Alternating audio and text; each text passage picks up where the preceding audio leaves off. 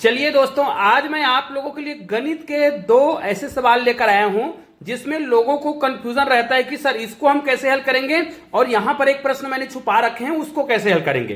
तो सबसे पहले इस प्रश्न को आप लोग देख लीजिएगा, बहुत सरल सा प्रश्न है। 169 है ना, 169 को डिवाइड करना है 13 से और इसको मल्टीप्लाई करना है फिर 13 से। अर्थात ये जो प्रश्न है इसमें एक बार भाग की संख्या आया है और एक बार गुणा की संख्या आया है।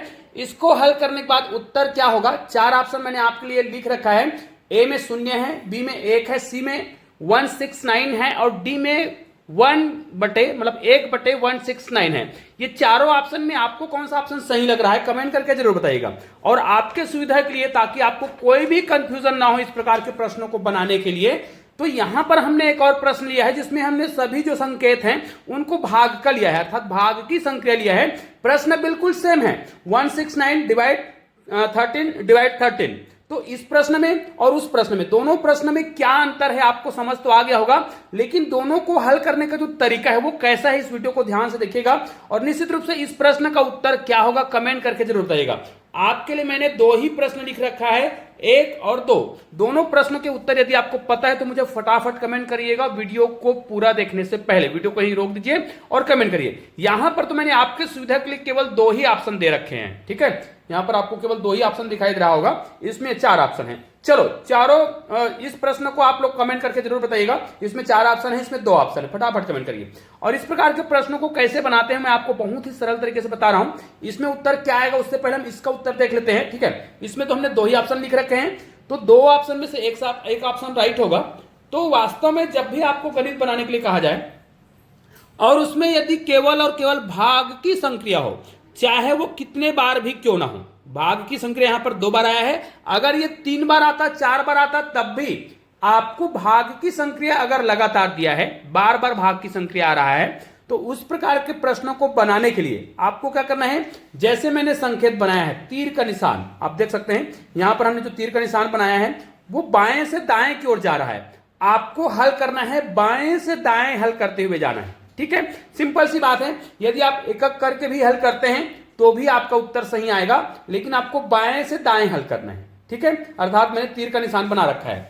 या फिर एक साथ आपको हल करना है तो इसके लिए ही बड़ा सिंपल सा मेथड है। ये वाला संख्या जो रहेगा ना फर्स्ट में, उसको ऊपर में लिखना है और बाकी जितने बार भाग की संख्या है और जो भी संख्या होगा, यहां पर कुछ भी संख्या हो सकता है, 2, 4, 6, 8, 10 कुछ भी हो, जितनी बार भाग की संख्या है और जितनी संख्या दिख रहा है, याद रखिए केवल और केवल भाग की संख्या बार बार आया हो तब का मेथड है। आपको क्या करना है, बाएं से दाएं हल करते हुए जाना है, आपको इधर से हल करते हुए नहीं जाना है, अन्यथा आपका उत्तर गलत हो जाएगा। उदाहरण के लिए 13 को 13 से भाग देंगे तो आपका उत्तर कितना आएगा, देखिए 169 भागित लिखा है, 13 को 13 से हम भाग देंगे तो उत्तर कितना आएगा, 1 आएगा।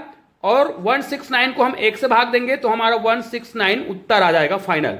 तो ये वाला उत्तर तो गलत है ना। तो हमें करना क्या है, आप लोग इस प्रकार के प्रश्नों को मोबाइल जो कैलकुलेटर होता है उसके माध्यम से भी आप हल करेंगे ना तो आपका उत्तर सही आएगा, लेकिन ये उत्तर नहीं आएगा, करके देखिएगा। तो देखिए आपको क्या करना है, यदि भाग की संख्या बार बार आया है, या तो आप बाएं से दाएं हल करते हुए जाइए, आपको इधर से बिल्कुल भी हल करते हुए नहीं जाना है, या फिर सबसे शुरुआत में जो संख्या उसको ऊपर में लिखे और बाकी की जितनी भी संख्या दिया होगा उसको आपको नीचे में लिखना है और गुना करके लिख देना है, नीचे में लिखना है और सभी संख्याओं को गुना, यहां पर कोई भी और संख्या होता भाग की संख्या में तो उसको हम गुना करके लिखते हैं। अब देखिए 13 को 13 से गुना करेंगे तो कितना आएगा, 169 आएगा। अब 169 और 169 कट जाएगा तो हमारा उत्तर कितना आएगा, 1 आएगा। निश्चित रूप से इसी प्रकार आप बहुत सारे प्रश्नों को हल करके देख सकते हैं। चलिए इस प्रश्न को मैं आपके सामने प्रूफ करने के लिए कैलकुलेटर में भी आपके सामने प्रूफ कर देता हूं। ये देखिए यहां पर हम 169 लिखते हैं, है ना, 169 हमने लिख दिया। इसको डिवाइड करना है 13 से, फिर से डिवाइड करना है 13 से, तो आप देखिए आपका उत्तर कितना आ गया, 1 आ गया, जो कि बिल्कुल परफेक्ट है। अगर आप इधर से हल करते हुए जाएंगे तो 13 एक कम 13 कट जाएगा, उसके बाद उत्तर 169 आने वाला है। तो हमने जो मेथड अपनाया है वही मेथड से यहां पर कैलकुलेटर भी हल कर रहा है, तो उत्तर कितना आ रहा है, 1 आ रहा है। तो यहां पर तो आपको समझ आ गया। अब हम क्या करेंगे, इस ऊपर वाले प्रश्न को बनाएंगे। तो ऊपर वाले प्रश्न में तो हमने 4 ऑप्शन दे रखे हैं, किसी किसी को लग रहा होगा कि आखिरी वाला ऑप्शन सही है, किसी किसी को लग रहा होगा कि ये वाला ऑप्शन सही है। चलो देखते हैं कि कौन सा ऑप्शन सही है।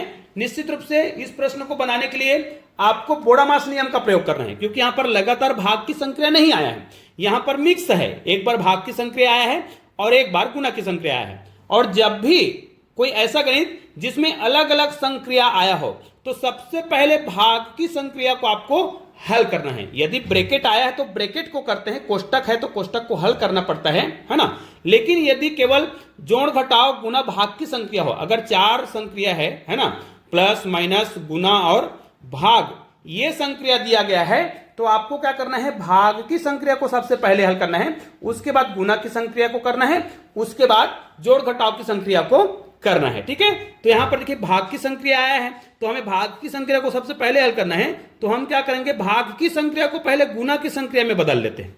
ठीक है, और जैसे इसको हम गुना की संक्रिया में बदलेंगे तो हमारा उत्तर कितना आ जाएगा, ये भाग की संक्रिया है, ठीक है, उसको हम गुना की संक्रिया में बदलेंगे। जैसे ही गुना की संक्रिया में हम बदल रहे हैं तो हमारा उत्तर यहां पर देखिए कितना आ रहा है, ये 13 है, तो 13 जो है क्या होगा, जिस भाग की संक्रिया को आप गुना में कन्वर्ट करते हैं वो बाद वाली संख्या क्या होता है, नीचे आ जाता है। ठीक है, तो कितना हो जाएगा 130। ठीक है, उसके बाद आपको गुना करना है किससे, 13 से। हो गया, आपको इतना ही करना है और कुछ भी नहीं करना था, क्योंकि बाकी की तो गुना की संक्रिया है। अब क्या करना है, इसको आपको कटा देना है। अब देखिए बहुत सिंपल सा है, चाहे तो 13 को 13 से कटा दीजिए। अब देखिए लग ऐसे रहा था कि 13 का 13 से गुना होने वाला है ना, लग तो ऐसे ही रहा था कि इस 13 का इस 13 से गुना होगा, क्योंकि दोनों के बीच में गुना की संक्रिया है, लेकिन इन दोनों का गुना नहीं हो पा रहा है। जब हमने इस भाग की संक्रिया को लगाया तो ये बटे में आ गया और इसको तो हमें चेंज नहीं करना था, तो वास्तव में ये 13 और ये 13 आपस में गुना जो लग रहा था, तो वास्तव में इनके बीच तो क्या हो गया, अब ये बटे में आ गया, अर्थात इस 13 और इस 13 को भी हम कटा सकते हैं। चाहे तो इस 13 को इसके साथ कटा सकते थे, तो कितना आता, 13 गुणित 13 का हम 13 बार पढ़ते पहाड़ा तो कितना आता, 169 आता। अर्थात अगर हम इसको नहीं कटाते, चलो इस 13 को हम नहीं कटाते, ये देखिए, तो इसको कटाते तो यहां पर भी कितना आता, 13 ही आता। अब इस 13 का गुना हम इस 13 से करते, ये देखिए 13 गुणित 13, तो हमारा उत्तर कितना आता, 169। तो निश्चित रूप से मैंने बेसिक तरीके से आपको समझाने का प्रयास किया है ताकि आपसे कोई भी गलती ना हो। निश्चित रूप से इस प्रकार के जो प्रश्न होते हैं बहुत कंफ्यूज करता है, ऐसे ही प्रश्न आप और भी बनाकर देख सकते हैं। बहुत सारे प्रश्न होते हैं जिसमें कंफ्यूजन होता है, तो मैं आप लोगों के लिए 2 प्रश्न दे रहा हूं और इन दोनों प्रश्नों के उत्तर आप लोग मुझे कमेंट करके जरूर बताइएगा। ये हमारा पहला प्रश्न है और ये दूसरा प्रश्न है। एक प्रश्न भाग की संक्रिया वाला मैं दे रहा हूं। चलो मान लिया जाए हमारे पास प्रश्न है 196 को हमें क्या करना है, गुना करना है 14 से और डिवाइड करना है 14 से। ये एकदम अलग टाइप का प्रश्न अगर आपको लग रहा है तो निश्चित रूप से आप लोगों ने अगर मेथड समझा होगा भी तो उस मेथड के आधार पर इस प्रश्न को बनाकर बताइएगा। इसमें मैं कोई भी ऑप्शन नहीं दे रहा हूं क्योंकि बेसिक से मैंने सिखा रखा है। और एक प्रश्न है, बहुत ही सिंपल सा प्रश्न है जिसमें लोग अक्सर गलती करते हैं, इसको आपको डिवाइड करना है और इसका उत्तर क्या होगा मुझे कमेंट करके बताना है। निश्चित रूप से इस प्रश्न को बहुत ध्यान से बनाइएगा, नहीं तो हो सकता है आप लोग भी गलती कर बैठे। निश्चित रूप से इस प्रश्न को और इस वीडियो को आप लोग जरूर बनाने का प्रयास करेंगे और इस वीडियो को अधिक से अधिक शेयर भी करेंगे। चलिए मिलते हैं एक और बेहतरीन वीडियो के साथ, तब तक के लिए जय हिंद जय भारत।